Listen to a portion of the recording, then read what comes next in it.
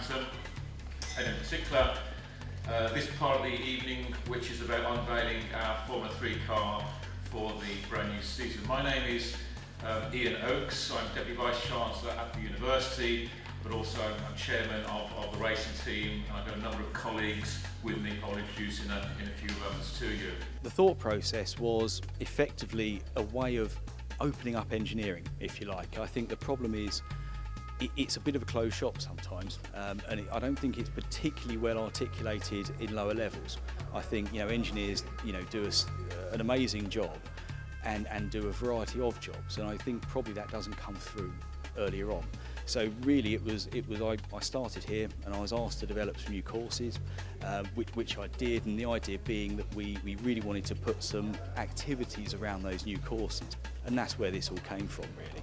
So Wolverhampton Racing, we have 3 teams. We have the Formula 3 team, Formula Student, and we have the Morgan Factory Race team. I'm on the Formula 3 team and I am the Vehicle Performance Engineer. So we're looking at data from the ECU, what's logged, and seeing how we can improve the car through throttle traces, if the driver's pushing hard enough, if he's going into corners too deep or not deep enough, and trying to get those tenths of a second to compete against the best.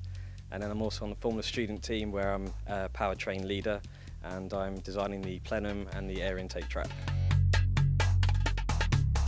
It's amazing, it's so unique what University of Wolverhampton are providing here, and being able to work on Formula 3 cars like no other university as far as I'm aware are working on those cars and racing them professionally, and we're going up against professional teams as a student team, and we're always up there with the best, and we were runner-up 2 years in a row, and we're looking to win this season. I've been doing engineering for a good couple of years now, and nobody treats you different. Everyone thinks that there's a stereotype about it, but as long as you crack on and pull your weight, the same as everyone else, you get treated the same, it's fine. I'm a second year motorsport engineering student at this university. My part on the team, so we have a Formula 3 team, I'm the head student technician at the moment, and we work here at the university, we run the Formula 3 car, so we compete in the F3 Cup Championship amongst other professional teams. So whilst here we do sessions in the workshops, so we've learnt how to mill on the milling machines, we've learnt to use the lathes and turn, and we've used how to use various saws and all of the, we can learn how to weld as well whilst we're here. We're in the competitive championship, the only student team there at all. People always comment about how well we do and how well organised we are. They're always surprised at how well we conduct ourselves, but we work hard for that. We want to look good. So this is our Formula 3 Cup car for the 2018 season. As Shane mentioned, we've done work on it over the summer to eke out further tenths of seconds, etc. Done a lot of work with the data analysis to see where we gain time, where we lose time, etc. But most importantly, we've added to it the new livery of the University of Wolverhampton, which makes all that difference, I think, Shane, really, in terms of top speed. So can I ask the guys to whip the cloth off, and we'll give it a round of applause, please.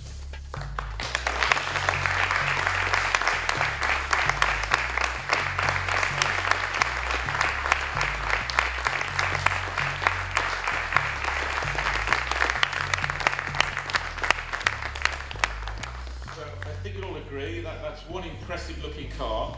Thank you lads, well done.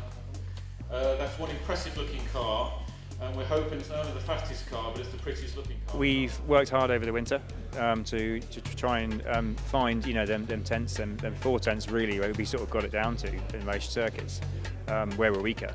And we've done some extreme changes on ride height. That's massively affects the car aerodynamically, so we think that's the way to go with that. We've played a lot with tyres as well in testing, so it's just gathering that data really to get find them that extra time.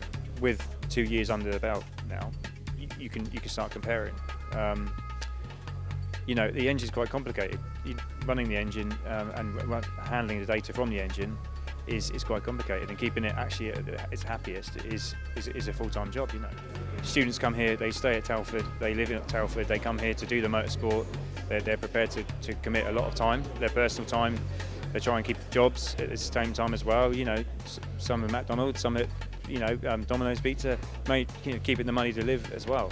So and studies and do a full-time race team. So there's a lot of pressure on them to do that, and not overloading them, but also really giving them a bit of discipline as well, you know, into industry, because you're going to move into motorsport, you're going to be a lot of hours, you know.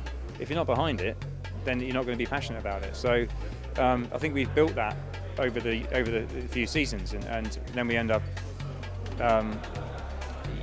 They get behind you. They've seen what other students have done before that. They're passionate about what they're doing, you know, and the passion to win. You know, sometimes that's taken away from courses and things. You know, at the end of the day, we're motorsport is about getting on the top step and being the fastest person. You know, and the development that goes with that.